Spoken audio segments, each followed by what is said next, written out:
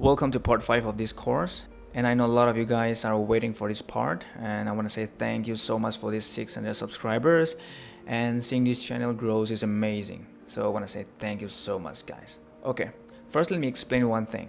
I shoot this scene specifically for this tutorial, and I make sure it's the basic level, meaning I eliminate everything that will add complexity to the scene and needs some extra effort like camera tracking, rotoscoping, anything that will require advanced keying technique but still seamlessly blends with the CG environment. There will be premium course where I cover all the advanced camera tracking, rotoscoping, and advanced keying technique. Okay, let's get started. So this is the only behind the scene footage that I get, but I'm gonna show it to you anyway.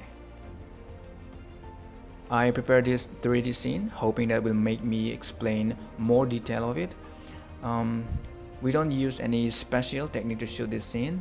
I simply asked my friend, Jason, to help me shoot this scene, and I asked him to sit there and look away from the camera, and that's pretty much it. So this is roughly how we set up the scene. I only use one light to light up the whole scene. I place it to the right, trying to get the same lighting as the reference as we see here in the laptop screen. This is what we've previously rendered. I use another monitor on the right to see what our camera has captured.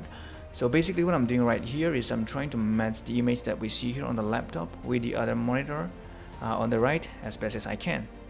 Let's talk about camera settings. We shoot this in 25 frames per second, 10-bit. We can take this footage with log format, but it's hard to key out the shadow. So I use natural for the profile picture. So if you're not using Panasonic camera, set it to something that looks almost like a Rec 709, then you're good to go. So I set the ISO to 100.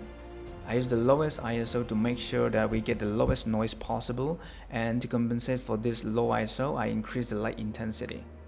I set the shutter speed to 50. I always try to use the highest shutter speed to make sure that we don't have any motion blur in the footage. I also keep in mind that the scene is not too dark, so this will help me better keying out our footage. And you know what? Keying motion blur is pain in the ass, to be honest. So I rather add motion blur in the post.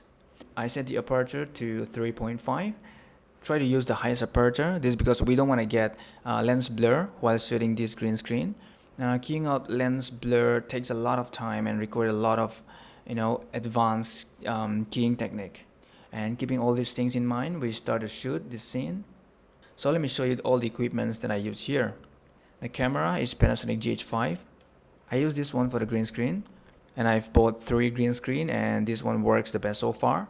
And I use this one for the light. This has the ability to adjust the light intensity to whatever we want, which is super handy, and all these links will be available in the description.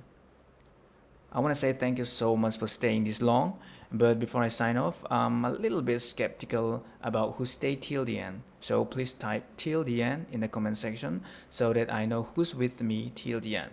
And please hit the subscribe button if you like this kind of video. And one more thing, you can ask me any question regarding this video or the previous part. And that's pretty much for this video. Bye bye.